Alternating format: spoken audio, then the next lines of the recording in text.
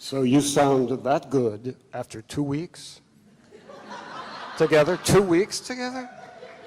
My God, the world is waiting. The whole world is waiting. That's beautiful. Thank you. Good morning. It is so good to be here. It has been such a joy this morning. So much has come together because I accepted the invitation to be here. My buddy Jeff Lankoff, what a gift to be sharing with him again. We did a number of Wednesday night series while I was here. Ellen just said, take Wednesday nights, do whatever, you know. And we did some crazy things. We did a series on Harry Potter, and we had a whole set, remember, on the stage. And Jeff would come in. I can still see you coming in at like 5:30 and saying, okay, what are we doing tonight? You know, it was spontaneous, it was crazy, it somehow worked. And we've been friends ever since. In fact, I had the honor of performing his wedding for Tony and he in New York City. And Beverly, my God, you know, the hours we spent, and Laura, 7 days, 12 hours a day or more, you know. A lot of memories, a lot of memories. When Robert called and invited me, I said, well, I'm really booked through the summer. The only Sundays I have off are the 2 5th Sundays, which is May 31st and August 30th. And I said, so you can pick one of those and I can come. And he said, we'll take both. Thank you. And I said, well, okay, but wouldn't it be fun to have Ellen and me back on this platform together? Wouldn't that be fun? We have a good time together. You know, we don't see eye to eye on things. We see differently enough that we have some lively discussions. And so that will be happening in August. And we've decided, we've been back and forth for a week now. I think she doesn't have much else to do because she's surrounded by water. She can't get anywhere, so she's getting some work done. And we decided that the theme that we're going to follow is, how have our beliefs changed since we were here? And in order for me to do that, I think I have to begin that process here. Oh, people, what I have experienced since I was here last, and I was here last, 2 years ago. I was here, you know, on staff longer ago than that, 5 years, I think. It's just astonishing to me who I am now, who I'm not now, and why, you know. And the reason I called this talk Beyond Words is because that's truly where I am a lot of the time. You know, we can't be unity with words, because the minute you speak a word, you are creating duality. The minute you talk about a God out there and the Christ in me, you're creating a duality. I kept being bugged by that. My guidance wouldn't let it go. And so I became sort of a nut about it. As Beverly said, I speak twice a month for a wonderful unity group in Boston, Unity in the City, God bless them. And they have on their platform, they have a big poster that's with the 5 principles. And the second principle, as they have it, is there is a spark in me, the Christ Spirit, that is divine. And I said, guys, if you want me to keep this, you're going to have to take that sentence out, even if it means redoing the poster, because there is no Christ in me. That's duality. I am the Christ. There is no separation. You go. I'm used to that. The group in Boston doesn't hesitate to yell back at me. They're wonderful. There is no separation. There is no separation, and that experience is available to us here in this human form. And it's beyond words. It's beyond words. So what I'm saying is an inadequate sort of way to explain what I've been through and how I got to where I am. How I got to where I am, geez. It kind of started here. You know, I wasn't chosen as the next senior minister, and so I pulled back from that for a while and did a Spirit Expressing small discussion group on Monday nights and had a wonderful time with that. Was offered another church, decided to take it, and it didn't, let's just say it didn't work out. And then, so then we formed Spirit Expressing as a bigger entity, and we got a little ahead of ourselves. And we rented a space in a wonderful old factory building in Manchester that is in the process of being renovated into other spaces. It was great. I mean, we bought furniture, we bought sound equipment, we bought da-dum-ba-dum-ba-dum. The people who are doing the renovation forgot to mention to the zoning board that they were doing it. And so one night, on a Friday night when we were having a concert, the zoning board showed up and said, you can't do that here. In fact, you can't have more than 4 people in this space. You know, you can have an office here, everything else you're doing, you can't do. So we closed the center down. And so I sat at home thinking, this is strange. And the guidance I got was, okay, it's time to clear out some of the negative energy you have learned to live with very successfully. Do you know what I mean? I can, you know, there are things that trouble me, that bother me, that anger me, and I just shove them down, and I don't act on them, and so I think, well, that's good, I'm doing well, you know. And Spirit said, yes, you're doing well, and the next step is clearing it out, or at least beginning to clear it out. This took me, as many of you know, and as pretty much the whole world knew at the time, this led me to an emergency room and to a hospitalization for anxiety and depression just over a year ago. And I was in for 6 weeks thinking, this is interesting. I was in with mostly street people, you know, who have a cycle of kind of one institution after another. They're released, they go around the corner, they come back in, they get admitted again. They're people that everyone has given up on, but they haven't quite given up on themselves. And it became a real privilege to be with them. It became a real privilege. There was one guy in particular who was interesting to talk to. We couldn't be more different, aside from the 12 steps, which we share. We couldn't be more different. I mean, he's not blue collar, he's no collar. And he's a Mason.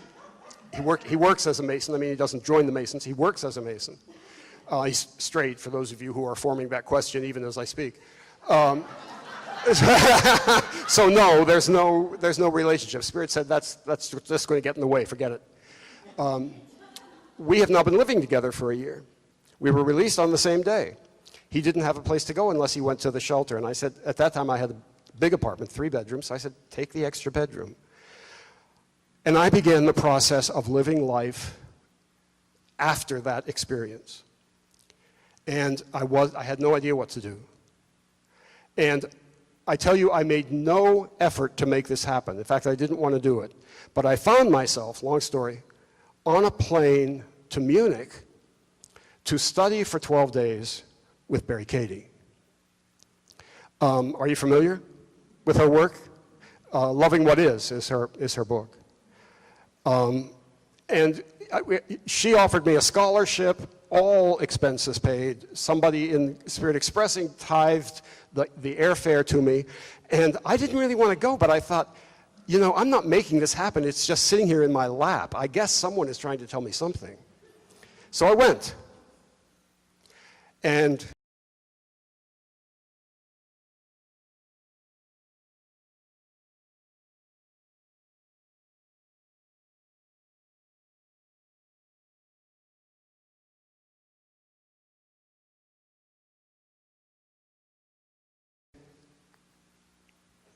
came back a different person. came back a different person. Now, I don't necessarily know if that's all Katie. I don't know that I got anything I didn't have before, but I got it. I got it through her in a way I hadn't before. Not everybody does. There are people who have very sort of negative things to say about Katie, but I won't be one of them. She's very forceful, and she's very clean, and she's very clear, and sometimes people are offended by that. But she changed my life. And there's so much I would like to say. I can't really fit it all into one talk. You'll have to come back in August. I shared this at the 9 o'clock, but it's so important to me that I really want to share it again. I apologize to those who stayed over. Part of the discipline of the school, and it was a very disciplined school. You gave up your cell phones, you gave up your, everything that connected you to the outside world, your computers. You gave up snacks. You gave up, you ate the vegetarian meals that they presented, and that was it. No talking, unless except in class. Meals in silence, breaks in silence, evenings in silence. And some experiences that I can't talk about because she doesn't want it known except to the students that are just astonishing. One of the things is that every morning, there were 380 some of us, every morning we would go for a spirit walk. The place is next to a gorgeous park, just a beautiful, beautiful old park, and with much to see. So we would break up in groups of about 8 to 10, and we would have a leader from her staff. So we didn't have to worry about where we were going. We didn't have to worry about when we're coming back. Is it time to come back? All of that was taken care of. And Katie said, I want you to look at everything as if you've never seen it before. I want you to name it, and I want you to come back to your center, back to spirit. Don't let what I've come to call ego mind tell you anything about it. Name it and come back to center. Well, I couldn't do that. I couldn't do that. Tree, you wouldn't believe what my ego mind had to say about trees. Ugly tree, why is that? All the ruffling around in the files to find other things about trees from my past that I could dwell on.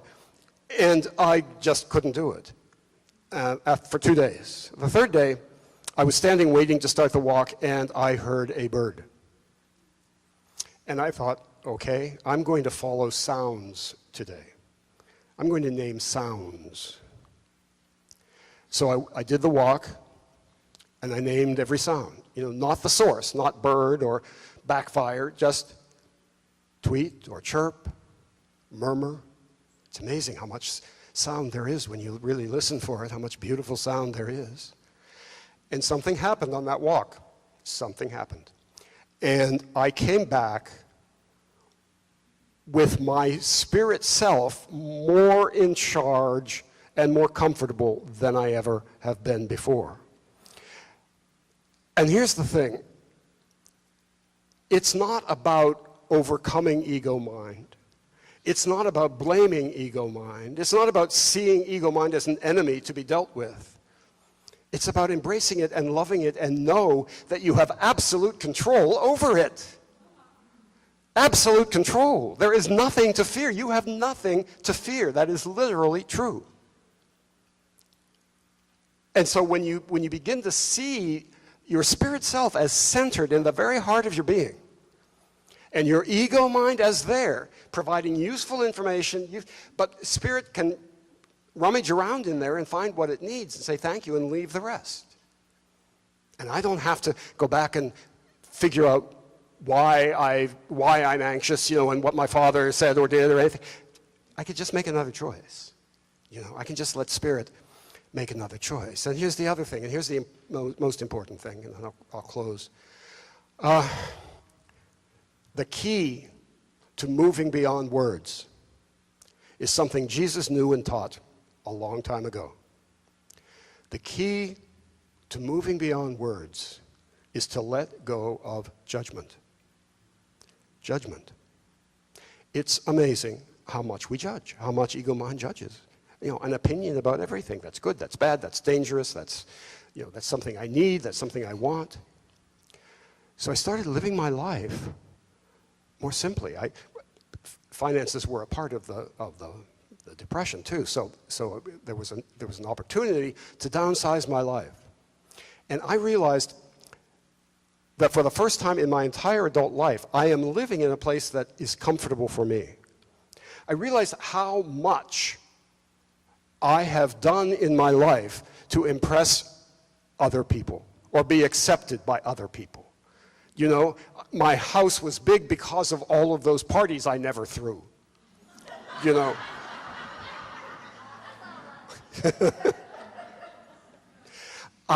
Life could be very simple, and life is very simple. I live in a very simple apartment. Sean shares it with me, so we're able to manage it together. It's relaxing.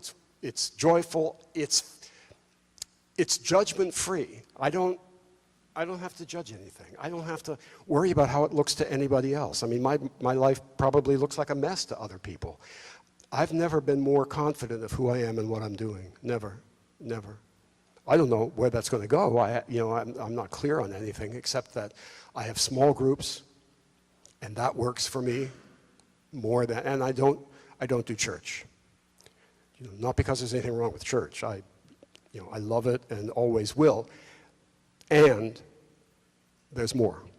And there's a step beyond church that we're invited to when we're ready. And you can't be ready without the church, without the process, without learning and thinking and praying and being open. But we have to stick to our unity. I was thrilled, frankly, to hear Youth of Unity and their blessing say, we behold the Christ as you instead of in you. You know, the Christ is not in us, as Eric Butterworth used to say, like a raisin in a bun, you know. We are the Christ. We are one with all that is. Now, right now. There's no place to go. There's nothing to do. There's no place I have to be. There's no place I have to impress. There's nothing I have to obey. I have to be who I am. I am part of a vast allness. I am a wave, a small but distinct and beautiful wave in an infinite ocean. Totally a part of everything that ocean is, and having the opportunity to express it my own way for a while, you know, with some spiritual guidance, I believe, but not a source who is telling me what to do or has made a plan for me. Just an ocean of infinite possibility inviting me to be a part of it. Not to try to use it, not to try to use it to have a better life here. Just be it. Just be that the infinite that you are. Just be it. And see what happens. You know, see what happens. Don't try to focus it and force it for this direction or that direction. I need money or I need a relationship. Yeah, you do. But focus on who you truly are, what you truly are, how you truly are. And let everything else fall into place, and it will. And it will. And I could stand up here and tell you stories of miracles that have happened to me since I was in that hospital. It's just been amazing. Everything I need suddenly materializes. You know, life is good because I'm free of anxiety. I'm free of judgment, self-judgment. You know, am I doing well enough? Is this impressive enough? Do people like me enough? I can't worry about that. You know, I have nothing, I have no power over how other people see me and I don't need to. There's nothing to accomplish. There's nothing to achieve. There's nothing to learn, really, except how to release the judgments, how to become comfortable with ego mind, rather than how to overcome it or how to live with it or how to stuff it under while you affirm and pray and do your spiritual work. It's great to open up those closets and get everything out and say, I don't need this, I don't need that, I don't need this. Let Spirit, let your true self pick and choose and guide you as you release, and it's an amazing experience. And I have a feeling that's a conversation we'll continue when Ellen is here in August. For now, let's just take that into a time of meditation, if we could, Jeff.